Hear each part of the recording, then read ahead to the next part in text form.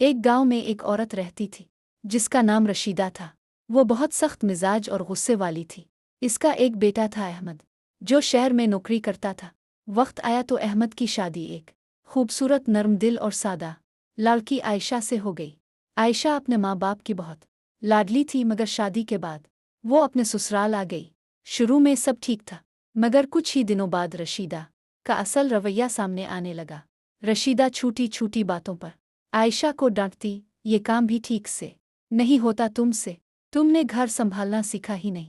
عائشہ خاموشی سے سب سنتی رہتی۔ وہ ہر ممکن کوشش کرتی کہ ساس کو خوش رکھے، مگر رشیدہ کبھی خوش نہ ہوتی۔ صبح سویرے عائشہ اٹھتی، پورا گھر صاف کرتی، ناشتہ بناتی، کپڑے دھوتی، مگر پھر بھی اسے تانے ملتے، ہم نے تو کبھی اتنی سستی بہو نہیں دیکھی۔ ایک دن عائشہ بیمار ہو گئی، اسے بخار تھا، مگر رشیدہ نے کہا بیماری کا بہانہ بنا رہی ہو۔ کام سے بچنے کے لیے عائشہ آنکھوں میں آنسو لیے کام کرتی رہی۔ احمد جب گھر آتا تو رشیدہ اس کے سامنے الٹا عائشہ کی شکایتیں کرتی، اور تمہاری بیوی کچھ نہیں کرتی، بس سارا دن آرام۔ احمد، جو اپنی ماں پر اندھا اعتماد کرتا تھا، عائشہ کو ڈانٹ دیتا، اگر تم نے گھر نہیں سنبھالا تو مجھے مجبور نہ کرو۔ سختی کرنے پر عائشہ کا دل ٹوٹ جاتا، مگر وہ خاموش رہتی۔ وقت گزرتا گیا۔ ایک دن عائشہ کی حالت بہت خراب ہو گئی، وہ بے ہوش ہو کر گر پڑی۔ پڑوسیوں نے آ کر اسے اسپتال پہنچایا۔ ڈاکٹر نے کہا یہ لڑکی بہت کمزور ہو گئی ہے، اسے آرام اور محبت کی ضرورت ہے، ورنہ حالت مزید خراب ہو سکتی ہے۔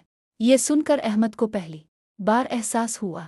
وہ گھر آیا اور ماں سے پوچھا، امی کیا واقعی عائشہ کام نہیں کرتی؟ پڑوسن، جو سب کچھ دیکھتی تھی، بول پڑی، بیٹا تمہاری بیوی تو دن رات کام کرتی ہے، مگر اسے کبھی سراہا نہیں گیا۔ احمد کو سچ کا احساس ہوا، اسے اپنی غلطی پر بہت شرمندگی ہوئی۔ وہ فوراً اسپتال گیا، عائشہ کے پاس بیٹھ کر رونے لگا، مجھے معاف کر دو، میں نے تمہیں سمجھا ہی نہیں۔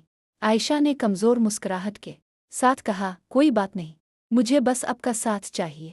گھر واپس آنے کے بعد احمد نے اپنی ماں سے صاف بات کی، امی اب عائشہ کے ساتھ ظلم نہیں ہوگا، اگر ایسا ہوا تو میں الگ رہنے پر مجبور ہو جاؤں گا۔